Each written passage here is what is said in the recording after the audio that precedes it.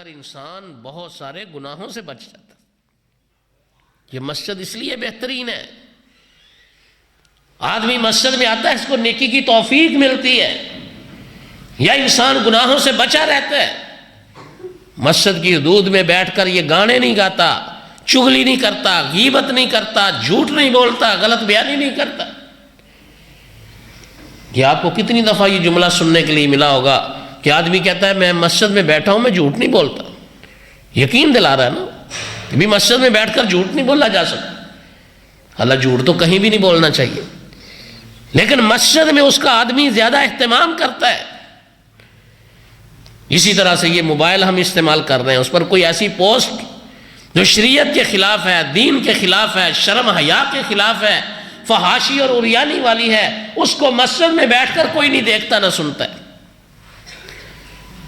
خیرھا مساجدھا، روئے زمین پر سب سے بہترین جگہ اگر کوئی ہے تو اللہ کے گھر مسجد ہے. اس لیے کہ مسجد میں انسان آتا ہے تو بہت ساری نیکیوں کی اللہ توفیق دے دیتا ہے، بہت سارے گناہوں سے اس وجہ سے بچ جاتا ہے کہ یہ مسجد کی حدود ہے. فرمایا وشرھا اسواقھا. پوچھنے والے تو نے مجھ سے پوچھا تھا کہ اچھی جگہ کون سی ہے اور بری جگہ کون سی ہے.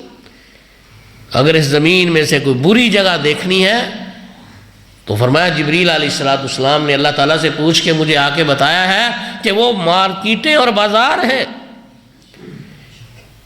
ان مارکیٹوں میں، ان بازاروں میں دھوکہ ہوتا ہے، فراڈ ہوتا ہے. آپ کے تو منڈی قریب ہے نا، آپ کو تو اس کا زیادہ اندازہ ہے کہ وہاں لوگ کس طرح غلط بیانی کرتے. اگر کوئی جھوٹ نہیں بولتا، دھوکہ فراڈ نہیں بھی کرتا، وہاں گالی گلوچ ہوتا ہے. کتنے ایسے حرکات اور الفاظ اور کلمات ہوتے ہیں جو انسان وہاں منڈی کی زبان میں غلط بولتا ہے. اور اگر انسان بازار میں، مارکیٹ میں ہو، یہ خود گناہ نہ بھی کرے تو کئی گناہ ایسے ہیں کہ دوسروں کے کیے ہوئے گناہوں میں یہ ملوث ہو جاتا ہے. کہیں سے قوالی کی آواز آ گئی، کہیں سے گانے کی آواز آ گئی، کہیں پہ غیر محرم پہ نظر پڑ گئی. یہ بازار اور مارکیٹوں کا ماحول. تو اس لیے ہم کو چاہیے کہ ہم زیادہ سے زیادہ مسجد میں اپنا وقت گزاریں. فارغ وقت میں، فارغ اوقات میں گلیوں بازاروں میں، چوکوں چراہوں میں بیٹھنے کی بجائے اللہ توفیق عطا فرمائے مسجد میں آئیں، مسجد میں بیٹھیں. اس مسجد میں بیٹھیں گے اللہ نیکی کی توفیق دے گا، گناہوں سے بچائے گا، اور بہترین اور اچھی جگہ پر گزرے ہوئے لمحات اللہ تعالیٰ کے ہاں قبولیت کا درجہ پائیں گے، جو میرے اور آپ کے لیے قیامت کے دن نجات کا باعث ہو جائے. تو آج ہمیں اس مسجد میں، جو زمین پر سب سے بہترین جگہ ہے مسجد، اس میں بھی بیٹھنے کا اللہ تعالیٰ نے یہ سعادت نصیب فرمائی. اور یہ مسجد، آپ اس بات کا اندازہ لگائیں کہ یہ کس قدر عظمت اور شان والی جگہ اور شان والا مکان اور گھر ہے اور بلڈنگ ہے. جو شخص بھی اس کو اللہ کی رضا کے لیے تعمیر کرے، پیارے نبی صلی اللہ علیہ وسلم نے زبان نبوت سے یہ بات ارشاد فرمائی. ابھی میں نے جو ساری بات آل ابراہیم انک حمید مجید، اللہم بارک علی محمد وعلی آل محمد کما بارکت علی ابراہیم وعلی آل ابراہیم انک حمید مجید. رب اشرح لی صدری ویسر لی امری واحلل عقدۃ من لسانی یفقہوا قولی. رب زدنی علما وفہما وعملا. اما بعد فاعوذ باللہ السمیع العلیم من الشیطان الرجیم. بسم اللہ الرحمن الرحیم. وَأَنَّ الْمَسَاجِدَ لِلَّهِ فَلَا تَدْعُوا مَعَ اللَّهِ أَحَدًا وَأَنَّ الْمَسَاجِدَ لِلَّهِ، اور بے شک مسجدیں اللہ تعالیٰ ہی کے لیے ہیں. فَلَا تَدْعُوا مَعَ اللَّهِ أَحَدًا، تو اللہ تعالیٰ کے ساتھ کسی اور کو ان مسجدوں میں نہیں پکارنا چاہیے. صدق اللہ العظیم وصدق رسولہ النبی الکریم، ونحن علی ذالک من الشاہدین والشاکرین والحمد للہ رب العالمین. ہر قسم کی حمد و ثنا اللہ وحدہ لا شریک کے لیے ہی خاص ہے، کہ جو خالق و مالک ساری کائنات کا مشکل کشا اور حاجت روا ہے. درود و سلام امام الانبیاء سید الرسل سید کل کائنات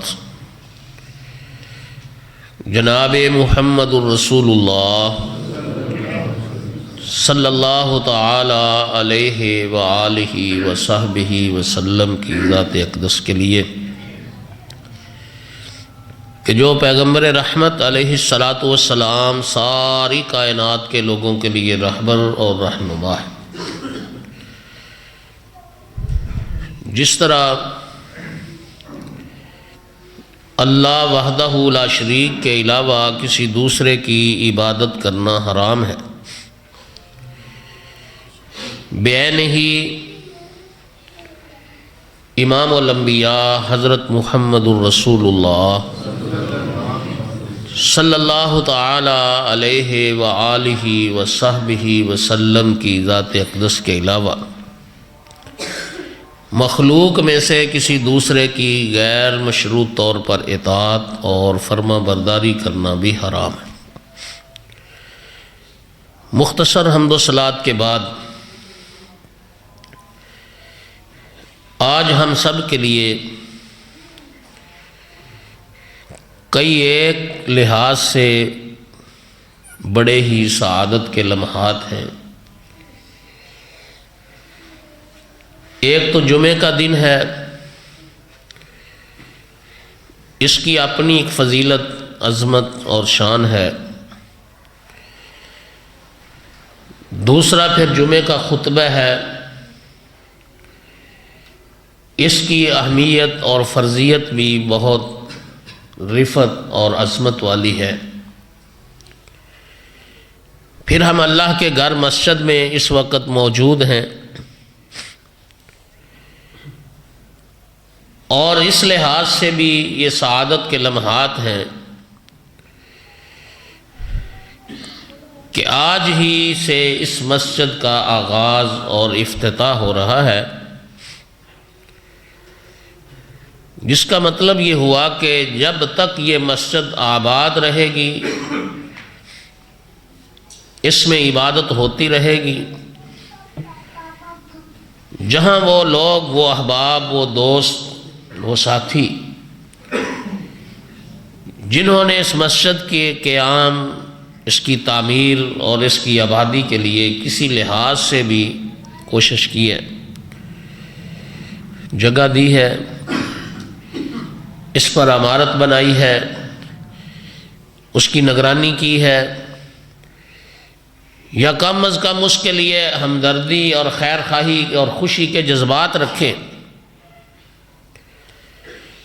یہ مسجد ان سارے حضرات کے لیے ایک صدقہ جاری ہے. اور جب تک یہ مسجد رہے گی، اس میں جتنی بھی، جس انداز کی بھی جو بھی عبادت ہوگی، ان سارے احباب کو اس کا اجر اور ثواب مسلسل ملتا رہے گا. یہ مسجد ایک ایسی جگہ ہے، مسند احمد میں روایت ہے کہ ایک دن پیارے نبی جناب محمد کریم صلی اللہ علیہ وآلہ وسلم تشریف فرما ہے. ایک آدمی نے آ کر سوال کیا کیونکہ بات کو سمجھنا، اس کو اپنانا اور اس کے مطابق زندگی گزارنا،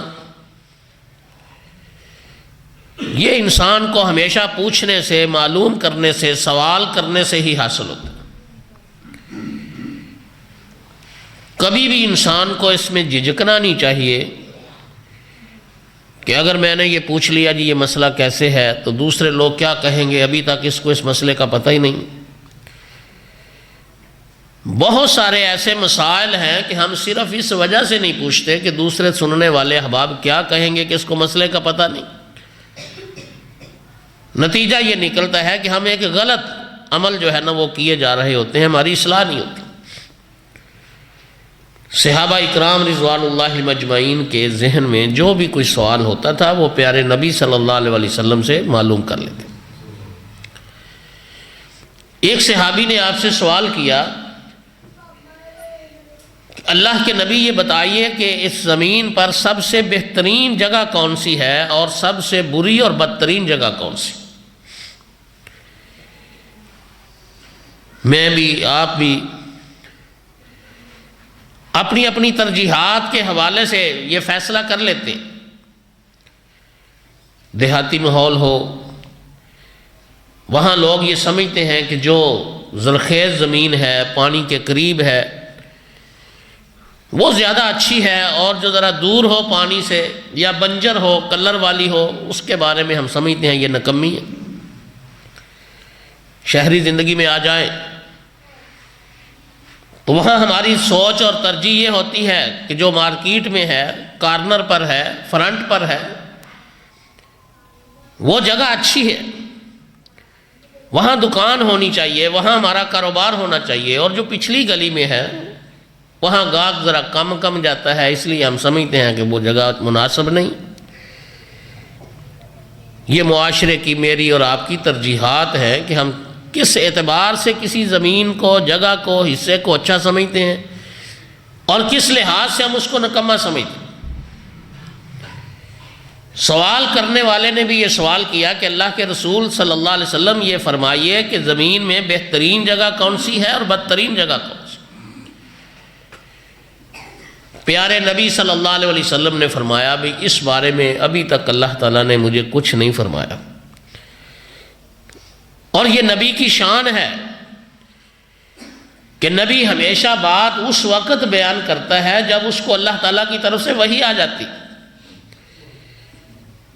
وَمَا يَنْطِقُ عَنِ الْهَوَىٰ إِنْ هُوَ إِلَّا وَحْيٌ يُوحَىٰ۔ قرآن پاک میں اللہ تعالیٰ نے ارشاد فرمایا کہ پیغمبر کی عظمت اور شان یہ ہے کہ اس وقت تک وہ کوئی بات بیان نہیں کرتا، کوئی شریعت کا مسئلہ نہیں بتاتا جب تک اللہ تعالیٰ کی طرف سے وحی نہ آ جائے۔ اور اسی وجہ سے اللہ تعالیٰ نے فرمایا وَمَن يُطِعِ الرَّسُولَ فَقَدْ أَطَاعَ اللَّهَ۔ جو نبی کی بات مانتا ہے، رسول کی اطاعت اور فرما برداری کرتا ہے، وہ یوں سمجھے کہ اللہ تعالیٰ کی اطاعت اور فرما برداری کر رہا ہے، اللہ کی بات مان رہا ہے۔ آپ نے فرمایا ابھی تک مجھے اس بارے میں اللہ تعالیٰ نے نہیں فرمایا، جبریل علیہ السلام آئیں گے، میں ان سے پوچھوں گا پھر آپ کو بتاؤں گا۔ جبریل علیہ السلام آپ نے فرمایا جبریل بتائیے زمین میں بہترین جگہ کون سی ہے اور بدترین جگہ کون سی ہے؟ عرض کی اللہ کے رسول ابھی تک اللہ تعالیٰ نے مجھے اس بارے میں نہیں بتایا، میں اللہ تعالیٰ سے پوچھ کے معلوم کر کے پھر آپ کو بتاؤں گا۔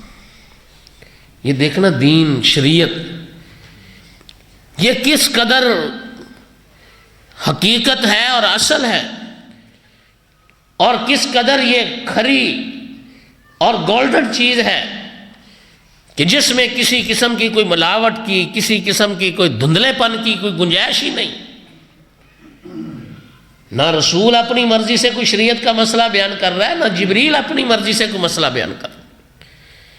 ہم عمومی طور پر کوئی بندہ بڑا نیک ہو تو اس کو کہہ دیتے ہیں یہ تو فرشتہ ہے۔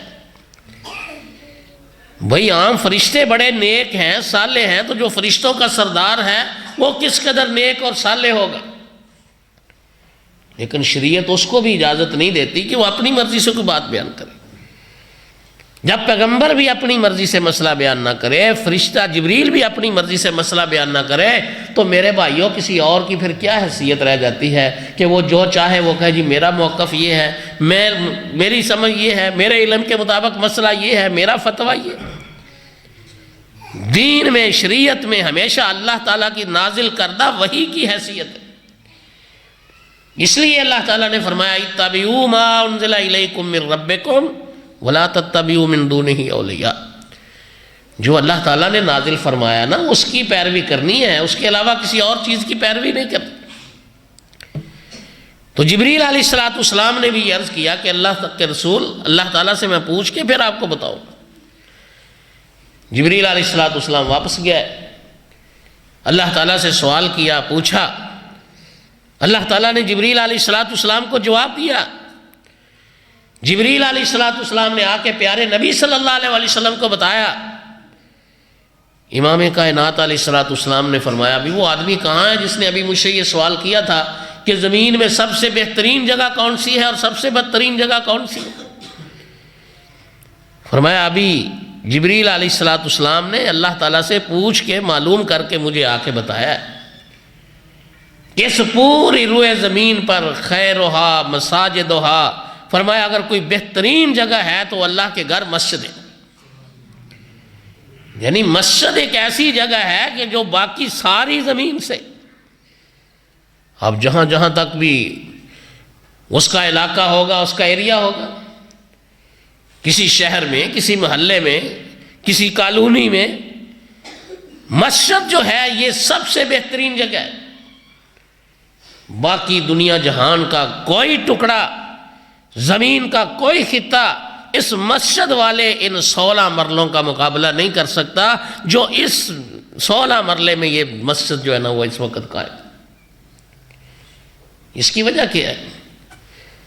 مسجد میں جب انسان آتا ہے نا تو اللہ تعالیٰ اس کو کوئی نہ کوئی نیکی کی توفیق دے دیتے۔ سب سے پہلے تو جب یہ مسجد کے دروازے سے داخل ہوا، اس نے دایاں پاؤں اندر رکھا اور ساتھ ہی کہہ رہا ہے اللہم افتح لی ابواب رحمتک، اللہ سے دعا کی۔ اور اللہ تعالیٰ سے دعا کرنا، اللہ کو پکارنا، یہ اللہ کی عبادت ہے۔ جیسے نماز پڑھنا، روزہ رکھنا، حج عمرہ ادا کرنا، صدقہ خیرات کرنا، یہ عبادتیں ہیں۔ اللہ تعالیٰ سے دعا کرنا بھی عبادت ہے۔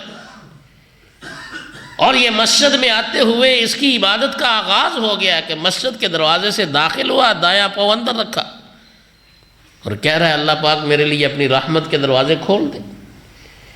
اب اللہ تعالیٰ کی رحمت کا کون شخص احاطہ کر سکتا ہے، اندازہ کر سکتا ہے؟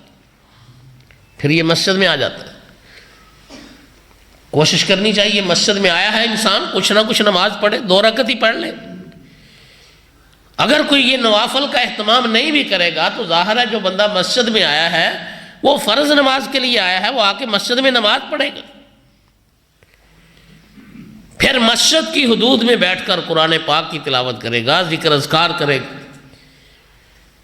اور اگر کوئی شخص یہ عبادتیں نہ بھی کرے تو مسجد کی حدود میں آ کر انسان بہت سارے گناہوں سے بچ جاتا ہے۔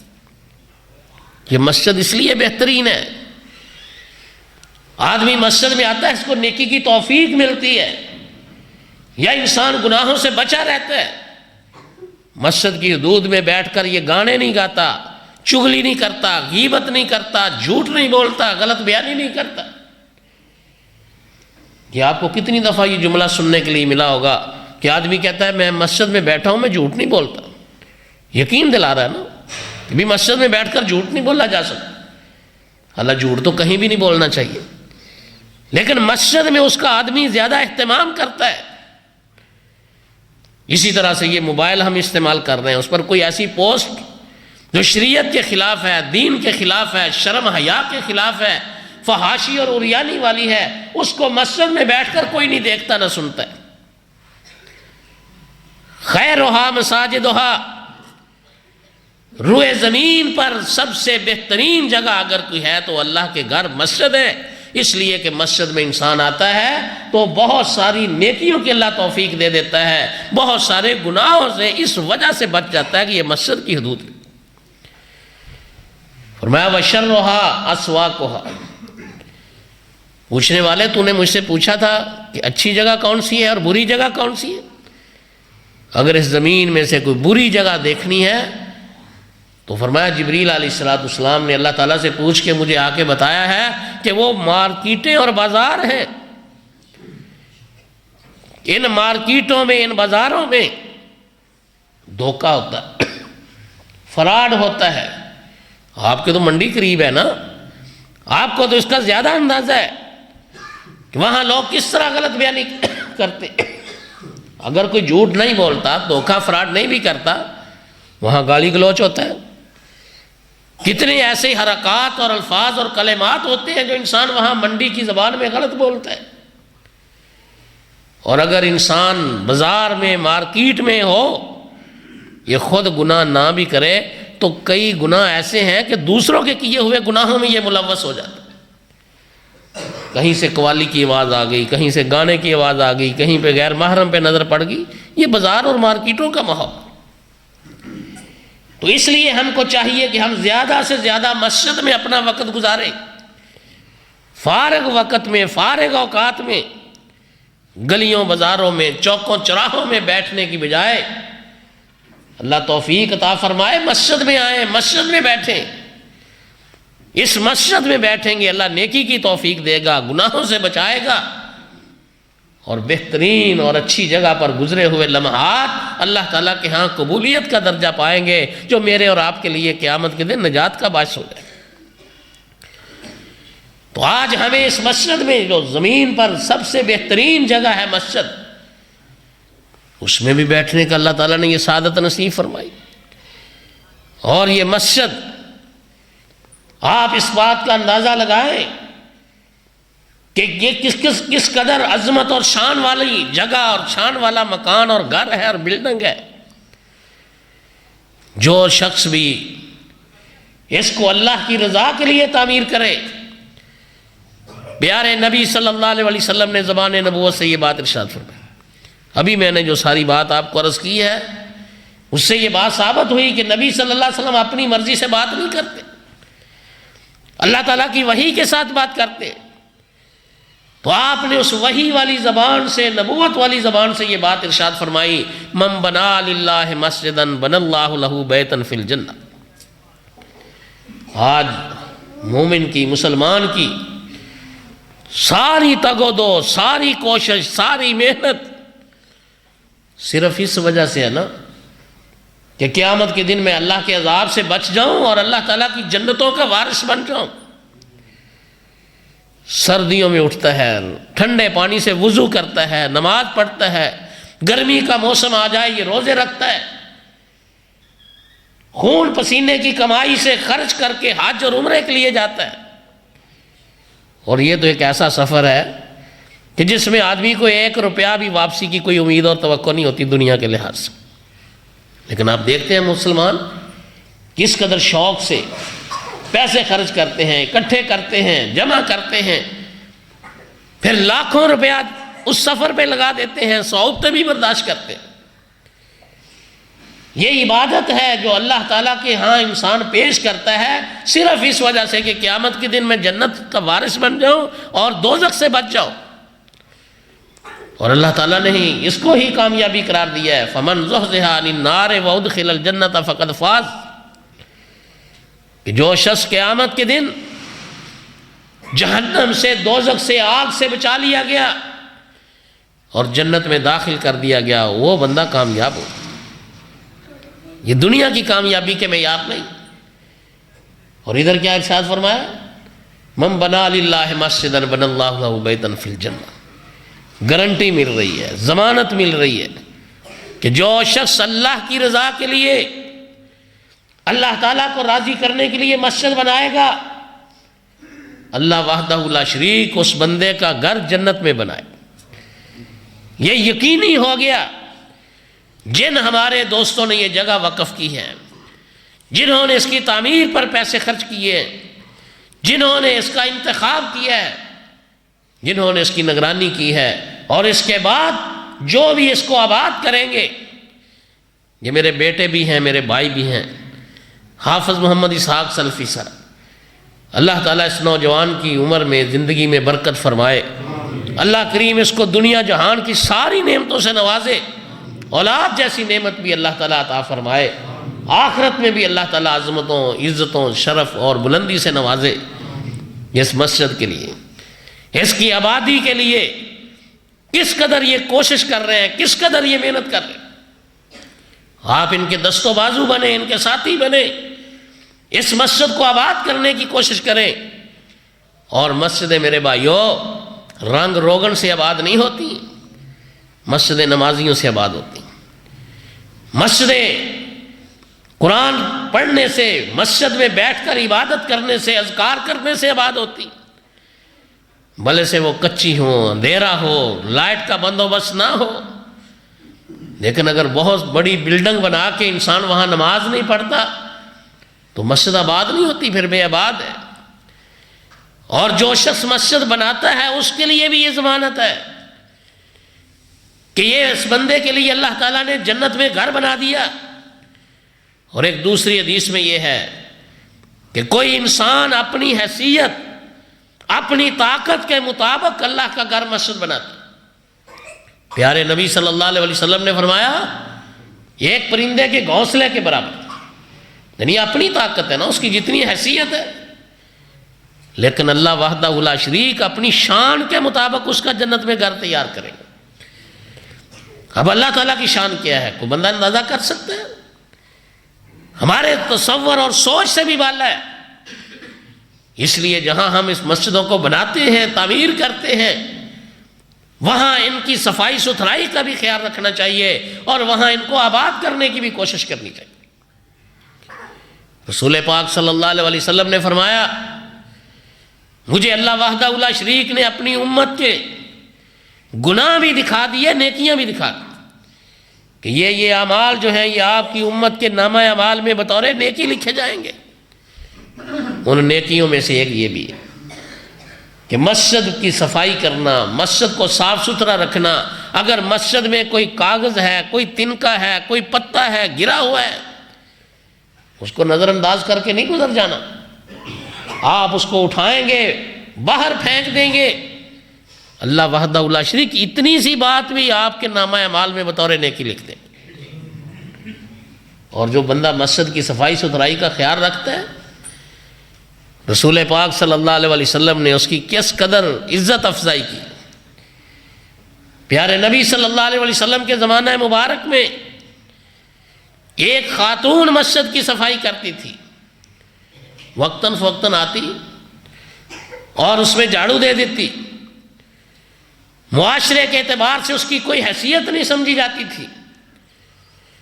فوت ہو جاتی ہے، صحابہ اکرام رضوان اللہ علیہم اجمعین نے اس کو خود ہی دفن کر دیا، پیارے نبی صلی اللہ علیہ وسلم کو اطلاع نہیں دی۔ خیال تھا رات کا اندھیرا ہے، کیا ضرورت ہے، یہ عام سی ایک عورت ہے، اس کو دفن کر دے، اللہ کے رسول صلی اللہ علیہ وسلم کو اس کے لیے تکلیف نہ دیں۔ ایک دن دو دن گزر گئے، پیارے نبی صلی اللہ علیہ وسلم نے فرمایا وہ خاتون آتی تھی مسجد کی صفائی وغیرہ کرتی تھی، اب نظر نہیں آ رہی۔ صحابہ کرام نے عرض کی اللہ کے رسول وہ تو فوت ہو گئی ہے۔ آپ نے فرمایا اللہ کے بندوں فوت ہو گئی ہے تو تم نے مجھے بتایا ہی نہیں۔ پیارے نبی ہم نے اس کی کوئی حیثیت ہی نہیں سمجھی، ہم نے کہا یہ عام سی عورت ہے، اس کے لیے آپ کو کیا تکلیف دیں گے، رات کا وقت تھا، ہم نے اس کو دفن کر دیا۔ یہ ہمارے ہاں بر صغیر کا کچھ اور مزاج ہے کہ یہاں کوئی بندہ فوت ہو جاتا ہے نا تو ہمارے کئی رسم و رواج ہیں۔ عرب کے معاشرے میں اس وقت بھی اور آج بھی یہ ایک عام روٹین کا مسئلہ ہوتا تھا، دور دراز سے لوگوں کو بلانا، ان کو اطلاع دینا، جنازے کا اہتمام کرنا، یہ ان لوگوں کے ہاں نہیں تھا، آج بھی نہیں۔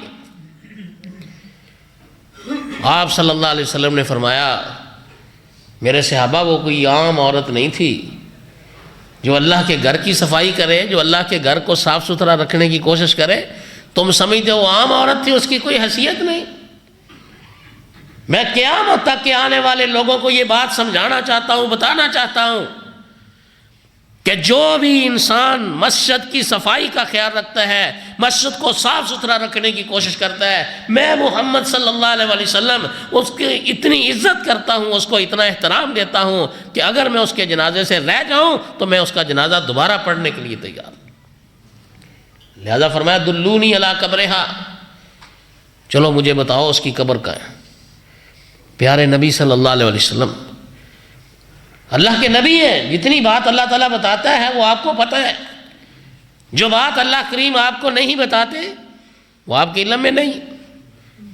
حالانکہ قبرستان ہے، وہاں کوئی قبر تازہ بنی ہوئی ہوگی، آدمی سمجھ جاتا ہے، اندازہ کر لیتا ہے، مگر پیارے حبیب صلی اللہ علیہ وسلم نے مسئلہ سمجھایا کہ بھی مجھے بھی اس وقت ہی پتہ چلے گا جب اللہ تعالیٰ مجھے بتاتا۔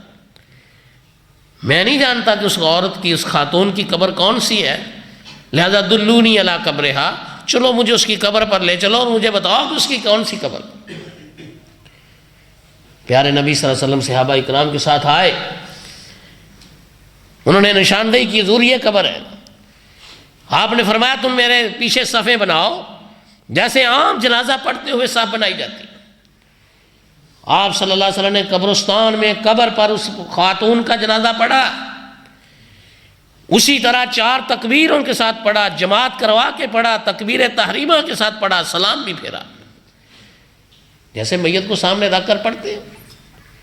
مسئلہ سمجھا دیا کہ بھی جنازہ اس طرح بھی ہو سکتا ہے۔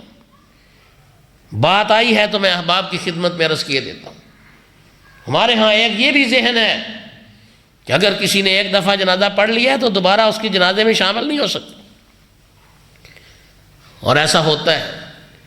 ایک شہر سے دوسرے شہر ہم میت کو لے کے جائیں تو لوگ کہہ دیتے ہیں جنہوں نے وہاں جا کر پڑھنا ہے یہاں نہ پڑھے، اور جب دوبارہ اس کا جنازہ پڑھا جا رہا ہو تو وہاں پھر اعلان کر دیا جاتا ہے جو اس کا جنازہ پہلے پڑھ چکے ہیں وہ اب اس میں شامل نہ ہو۔ میرے بھائیو، یہ بات درست نہیں ہے۔ پیارے نبی صلی اللہ علیہ وسلم نے تو جنازہ نہیں پڑھا تھا، لیکن جو صحابہ اکرام پیچھے صفیں بنائے ہوئے تھے، آپ صلی اللہ علیہ وسلم کے ساتھ انہوں نے جماعت کے ساتھ مل کر جنازہ پڑھا ہے، وہ تو رات کو یا ایک دن پہلے پڑھ چکے تھے۔ اس کا مطلب ہے جو ایک دفعہ جنازہ پڑھ لے وہ دوبارہ بھی جنازے میں شامل ہو سکتا ہے۔ اگر اس میت کا تیسرا جنازہ ہو رہا ہے تیسرے میں بھی شامل ہو سکتا ہے، اگر اس کا چوتھا جنازہ ہو رہا ہے تو چوتھے میں بھی شامل ہو سکتا ہے۔ یہ جنازہ ایک دعا ہے، اب یہ تو نہیں ہے کہ اس نے ایک دفعہ دعا کر دی دوبارہ نہیں کر سکتا، سبارہ نہیں کر سکتا۔ تو بہرحال یہ ایک مسئلہ ہے جو میں نے عرض کیا ہے۔ بات میں کر رہا تھا کہ مسجد کی صفائی ستھرائی کرنے والے کی پیارے نبی صلی اللہ علیہ وسلم نے کس قدر عزت دی، کس قدر احترام دیا، لوگوں کو بتا دیا کہ مسجد کی صفائی ستھرائی کرنا یہ کوئی عام معاملہ نہیں ہے، یہ تو اللہ وحدہ لا شریک جس کو پسند کر لے، جس کو چن لے، اس کو اللہ تعالیٰ اپنے گھر کی صفائی کی توفیق دیتا ہے۔ اور اسی طرح جس بندے کو اللہ اپنے گھر میں آنے کی اجازت دے دے اس پر بھی اللہ وحدہ لا شریک کی طرف سے رضا ہے، خوشی ہے۔ ورنہ جو بندہ کسی سے ناراض ہو وہ تو اس کو اپنے گھر میں نہیں آنے دیتا نا۔ یہ بات میرے ان بھائیوں کو سوچنی چاہیے جو مسجد میں نہیں آتے، یا آتے ہیں تو صرف ہفتے کے بعد جمعے کے ٹائم بھی آتے ہیں، باقی پورا ہفتہ نہیں آتے، کسی نماز کے لیے نہیں آتے۔ ان کو سوچنا چاہیے کہیں اللہ ہم سے ناراض تو نہیں ہے کہ وہ ہمیں اپنے گھر میں آنے کی اجازت نہیں دے رہا۔ مسجد کے دروازے کے قریب بیٹھے ہم گپے ہانک رہے ہیں، مسجد کے پڑوس میں بیٹھے ہم گفتگو کر رہے ہیں، کھیل رہے ہیں، اذان بھی ہو جاتی ہے پھر ہم مسجد میں نہیں آتے۔ ایسے شخص کو یہ فکر کرنی چاہیے کہ کیا وجہ ہے، کیا سبب ہے کہ اللہ وحدہ لا شریک مجھے اپنے گھر میں داخل ہونے کی اجازت نہیں دے رہا۔ اور جس پر اللہ راضی ہو، اللہ خوش ہو، اس کو تو اللہ توفیق دیتا ہے، وہ مسجد میں آتا ہے۔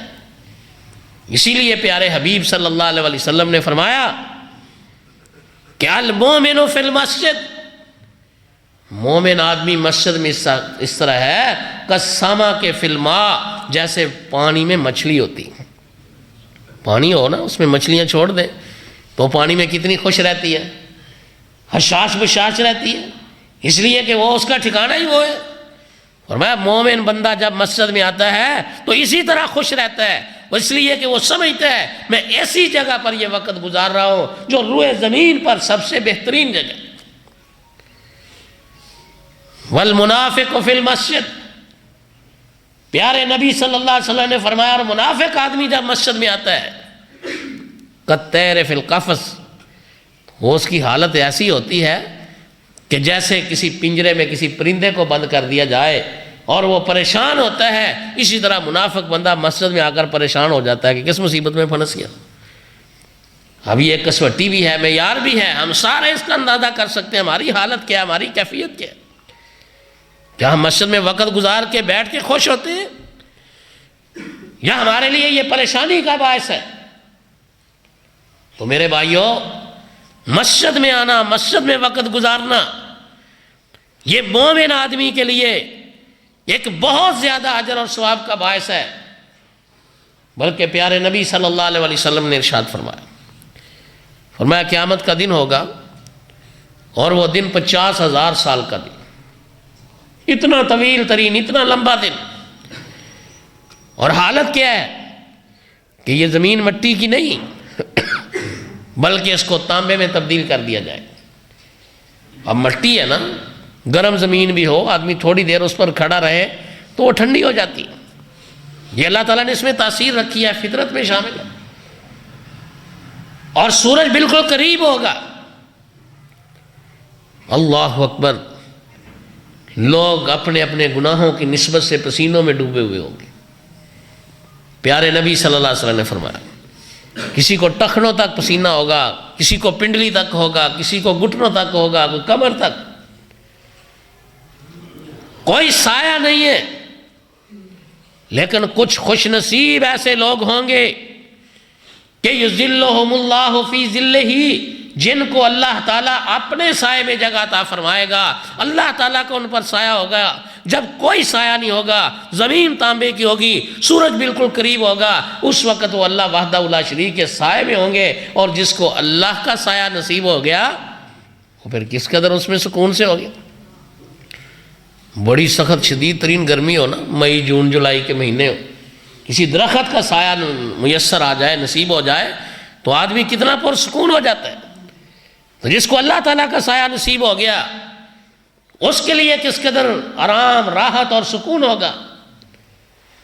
پیارے نبی صلی اللہ علیہ وسلم نے فرمایا ان لوگوں میں سے جن کو اللہ تعالیٰ قیامت کے دن حشر کے میدان میں اپنے سائے میں جگہ دے گا، فرمایا راجل قلبہ معلق بالمسجد، ایک وہ شخص ہوگا کہ جس کا دل مسجد میں ہی لگا رہتا ہے، مسجد سے محبت کرتا ہے. آیا مسجد میں، اس کو دیکھا ہے، جہاں کہیں کوئی صفائی ستھرائی کی بات ہے وہ کرتا ہے، کوئی اور نقصان دہ ناپسندیدہ چیز دیکھتا ہے اس کا حل کرتا ہے، مسجد کی کوئی ضرورت ہے اس کو پورا کرتا ہے. رجل قلبہ معلق بالمسجد، یا پھر آیا ہے مسجد میں، نماز پڑھی ہے، ضرورت کے تحت چلا بھی گیا ہے، مگر اس کے دل میں ہر وقت یہی خواہش ہے، ہر وقت وہ یہی سوچتا رہتا ہے کہ بھی دوسری نماز کا ٹائم ہوگا، میں مسجد میں جاؤں، کہیں وقت میرا گزر نہ جائے، نماز نہ میری رہ جائے. یعنی مسجد سے محبت کرتا ہے، مسجد کے ساتھ اس کا تعلق ہے. بڑے سے اپنے کاروبار میں ہے، اپنے کام کاج میں ہے، اپنے گھر میں اپنی ضرورت میں لگا ہوا ہے، لیکن اس کا دل مسجد کے ساتھ ہے. پیارے نبی صلی اللہ علیہ وسلم نے فرمایا اس شخص کو بھی اللہ وحدہ لا شریک قیامت کے دن اپنے سائے میں جگہ نصیب فرمائے. میرے بھائیوں، ہمیں دعا بھی کرنی چاہیے اللہ تعالیٰ سے، اللہ تعالیٰ ہمیں یہ سعادت نصیب فرمائے، اور جو ہو سکتا ہے اس کے مطابق ہمیں کوشش بھی کرنی چاہیے. ہمیں اپنے اعمال میں، اپنے کردار میں ان لوگوں میں شامل ہونے کی کوشش کرنی چاہیے جن لوگوں کے لیے یہ ساری فضیلتیں بیان ہیں. تو مسجد یہ ایک ایسا اللہ کا گھر ہے، ایسی جگہ ہے. پیارے نبی صلی اللہ علیہ وسلم نے اس وقت بھی مسجد کا اہتمام کیا تھا میرے بھائیوں جب ابھی آپ ہجرت کے سفر میں تھے. آپ ذرا تو غور کریں، سوچیں اس بات کو. آپ صلی اللہ علیہ وآلہ وسلم مکہ مکرمہ سے ہجرت کر کے مدینہ منورہ تشریف لے جا رہے ہیں. ابھی مدینہ پاک میں آپ نہیں پہنچے، راستے میں قباء کے مقام پر آپ صلی اللہ علیہ وسلم نے چند دن گزارے، اور آپ نے وہاں پر سب سے پہلا عمل کیا کیا؟ اللہ کا گھر مسجد تعمیر کیا، پھر مسجد بن گئی۔ آپ صلی اللہ علیہ وسلم مدینہ منورہ میں تشریف لائے، مدینہ منورہ میں بھی آپ نے مسجد کا قیام کیا۔ آپ صلی اللہ علیہ وسلم نے اس کی تعمیر میں خود بذات خود حصہ لیا۔ آپ اس کے لیے پتھر بھی اٹھا کے لاتے ہیں، گارا بھی اٹھا کے لاتے ہیں، دوسرے صحابہ اکرام کے ساتھ آپ مل کر مسجد کی تعمیر میں برابر حصہ لے رہے ہیں۔ یہ مسجد کی حیثیت ہے، مسجد کی اہمیت ہے کہ پیارے نبی صلی اللہ علیہ وآلہ وسلم خود اس کی تعمیر کا بندوبست کر، یہ نہیں سوچا کہ بھی ہم دیکھتے ہیں کہاں پر رہنا ہے، پھر اس کے بعد پھر جو ہے نا وہ دیکھیں گے، نہیں، پہلے مسجد بنائی ہے، پھر اس کے بعد باقی سارے معاملات۔ یہ مسجد کا مقام ہے، مسجد کی عظمت ہے، اور مسجد کے حقوق بھی ہیں۔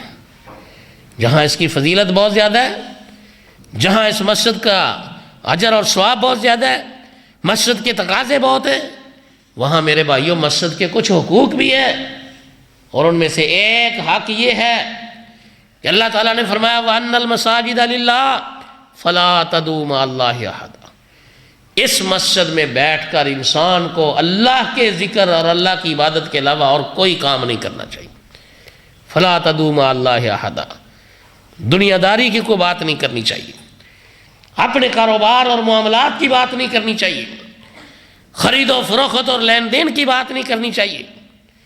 یہ دنیا داری کے معاملات ہیں، اور دین کے معاملے میں جب گھر عرش والے رب کا ہے تو پھر باتیں بھی اللہ کی کرنی چاہیے، اللہ کے ساتھ کسی اور کو اللہ والے حقوق دے کر، اللہ والی صفات بیان کر کے اس مسجد میں اس کا تذکرہ نہیں کرنا چاہیے، کیونکہ اللہ وحدہ لا شریک ہے، وہ اپنی ذات کے لحاظ سے بھی لا شریک ہے، اپنی صفات کے لحاظ سے بھی لا شریک ہے، اور وہ خالق و مالک اپنے تمام تر حقوق ادب و احترام کے لحاظ سے بھی وحدہ لا شریک ہے، اس کا کوئی شریک نہیں۔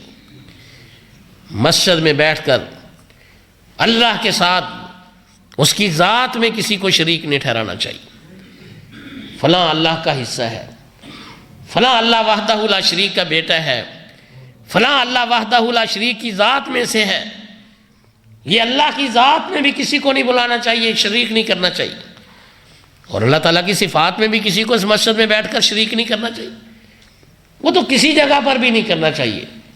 لیکن مسجد تو پھر مسجد ہے کہ اس میں زیادہ خیال رکھنا چاہیے کہ جیسی عزت، عظمت، شان، مقام، علم، قدرت، اختیارات یہ اللہ وحدہ لا شریک کے ہیں، اللہ وحدہ لا شریک کے ساتھ کسی دوسرے کے لیے یہ صفات بیان نہیں کرنی چاہیے۔ ان المساجد للہ فلا تدعوا مع اللہ احدا۔ اسی طرح اللہ تعالیٰ کے جو حقوق ہیں، اللہ تعالیٰ کی جو عظمت اور شان ہے، یہ مسجد کے حقوق میں سے ایک حق میں نے عرض کیا ہے کہ اللہ وحدہ لا شریک کے گھر میں، اس کی مسجد میں بیٹھ کر صرف اسی کی بات کرنی چاہیے۔ بھلے سے آپ قرآن پڑھ رہے ہیں تب بھی اللہ کی باتیں ہو رہی ہیں، آپ اس کے سامنے نماز پڑھ رہے ہیں، قیام کی حالت میں ہیں، رکوع کی حالت میں ہیں، سجدے کی حالت میں ہیں، تشہد کی حالت میں ہیں، یہ ساری کی ساری اللہ تعالیٰ کی باتیں ہیں۔ اور اگر آپ دعا کر رہے ہیں، مانگ رہے ہیں، تو مسجد میں بیٹھ کر صرف اپنے اللہ سے مانگنا چاہیے۔ پیارے نبی صلی اللہ علیہ وسلم نے اس مسجد میں دنیا داری کی باتیں کرنے سے بھی منع فرمایا ہے، اور شرک اور بدعات یہ تو ہے ہی بہت کبھی کہ انسان مسجد سے باہر بھی نہیں کر سکتا۔ وَأَنَّ الْمَسَاجِدَ لِلَّهِ فَلَا تَدْعُوا مَعَ اللَّهِ أَحَدًا۔ تو میرے بھائیوں، یہ ہم سب کے لیے سعادت کی بات ہے، خصوصی طور پر میرے ان بھائیوں کے لیے جنہوں نے اس مسجد کی جگہ کو وقف کیا، اس پر تعمیر کی۔ اب ہم سب کی یہ ذمہ داری ہے، خصوصی طور پر جو اس کالونی میں رہتے ہیں، اس علاقے میں رہتے ہیں، مسجد ان کے قریب ہے، ان کی یہ ذمہ داری ہے اب وہ اس کو آباد بھی کریں۔ اور آبادی جیسے میں نے عرض کیا ہے وہ مسجد میں نمازیوں کے ساتھ نماز پڑھنے سے ہے۔ رسول پاک صلی اللہ علیہ وسلم نے بھی یہ بات ارشاد فرمائی، اور اللہ تعالیٰ نے بھی قرآن میں یہ بات کہی، انما یامر مساجد اللہ من آمن باللہ والیوم الآخر۔ جو بندہ اللہ کی مسجدوں کو آباد کرتا ہے، فرمایا وہ بندہ مومن ہے، اور پیارے نبی صلی اللہ علیہ وسلم نے فرمایا جس شخص کو تم دیکھو اللہ کا گھر تعمیر کر رہا ہے، اس کو آباد کر رہا ہے، یا اس کی صفائی ستھرائی کا خیال رکھ رہا ہے، فرمایا اس بندے کے بارے میں گواہی اور شہادت دو کہ یہ بندہ مومن ہے۔ تو اس لیے ہم سب کا یہ حق ہے، جو بھی اس مسجد کے متعلقہ ہیں ان کو چاہیے اس مسجد کی آبادی کی بھی اسی طرح کوشش کریں جیسے پیار سے، محبت سے، اخلاص سے، نیکی سمجھ کر اس کی تعمیر کی گئی ہے۔ اللہ تعالیٰ سے دعا ہے اللہ وحدہ لا شریک جو کچھ سنا گیا ہے، سنایا گیا ہے، اللہ پاک سننے والوں کو بھی اور سنانے والے کو بھی اس پر عمل کی توفیق عطا فرمائے۔ آج ہمارا سب کا یہاں پر مل بیٹھنا اللہ تعالیٰ ہم سب کے لیے ذریعہ نجات بنائے۔ اسی طرح اللہ تعالیٰ ہم کو اپنے سائے میں اپنے پیارے نبی کے جھنڈے تلے اور جنت میں بھی اسی طرح اکٹھا فرما دے۔ اقول قولی ھذا واستغفر اللہ لی ولکم ولسائر المؤمنین والمؤمنات۔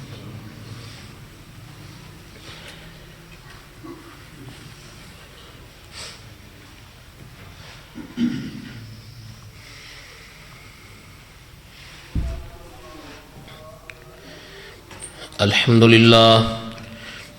للہ نحمده ونستعینه ونستغفره ونعوذ باللہ من شرور انفسنا ومن سیئات اعمالنا من يهده اللہ فلا مضل له ومن يضلل فلا هادی له واشهد ان لا الہ الا اللہ وحدہ لا شریک له واشهد ان محمدا عبده ورسوله اما بعد فإن خير الحديث كتاب الله وخير الهدي هدي محمد صلى الله تعالى عليه وسلم وشر الأمور محدثاتها وكل محدثة بدعة وكل بدعة ضلالة وكل ضلالة في النار اما بعد فاعوذ باللہ السمیع العلیم من الشیطان الرجیم بسم اللہ الرحمن الرحیم یا ایہا الذین آمنوا اتقوا اللہ حق تقاتہ ولا تموتن الا وانتم مسلمون یا ایہا الناس اتقوا ربکم الذی خلقکم من نفس واحدہ وخلق منها زوجها وبث منہما رجالا کثیرا ونساء واتقوا اللہ الذی تساءلون به والارحام ان اللہ کان علیکم رقیبا یا ایہا الذین آمنوا اتقوا اللہ وقولوا قولا سدیدا یصلح لکم اعمالکم ویغفر لکم ذنوبکم ومن یطع اللہ ورسولہ فقد فاز فوزا عظیما اللہم صلی علی محمد وعلی آل محمد كما صليت على إبراهيم وعلى آل إبراهيم إنك حميد مجيد اللهم بارك على محمد وعلى آل محمد كما باركت على إبراهيم وعلى آل إبراهيم إنك حميد مجيد اللهم انصر الإسلام والمسلمين اللهم اعز الاسلام والمسلمين اللهم اعز التوحید والموحدین اللهم اعز السنة والمتبعین اللهم اذل الكفر والکافرین اللهم اذل الشرك والمشركين اللهم اذل البدعة والمبتدعين اللهم اذل الرفض والرافضين اللهم انصر سائر المؤمنين على عدوك وعدو الدين اللهم انصر من نصر دین محمد صلی اللہ علیہ وسلم وجعلنا منهم واخذل من عارض عن دین محمد صلی اللہ علیہ وسلم ولا تجعلنا منهم سبحان ربک رب العزة عما یصفون وسلام علی